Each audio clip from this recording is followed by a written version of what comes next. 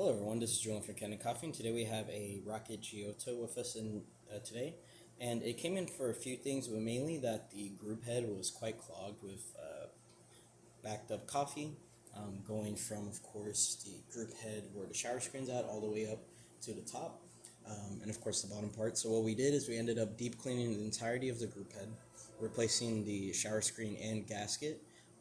This machine didn't come with a portafilter, so we won't be able to do a shot with it today, but we did replace those pieces. Also backflushed the machine quite a few times with a lot of coffee detergent because it was just quite a lot of coffee backup. We also went inside and serviced the vacuum release valve. Now we were going to originally replace just the gasket. This is actually your original vacuum release valve here. But even after replacing the gasket, it was still leaking through the top. So we ended up replacing the entirety of the vacuum release valve. Also, the customer had brought a hot water shower screen. This goes inside of your hot water tap. This one is completely clogged, although it looks really good.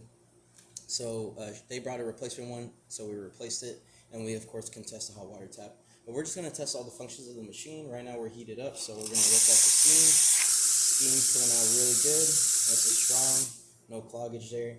Now the hot water tap, which before was clogged, can now work. And the pump might kick on right there. We're just going to wait for that to turn off.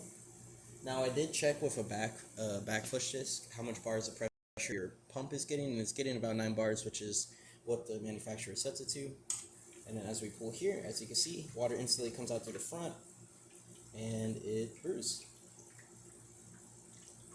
And that's about it for this repair. If you like this video or any of our other repairs on our channel, leave a like, subscribe, and hit the bell. Thanks for watching.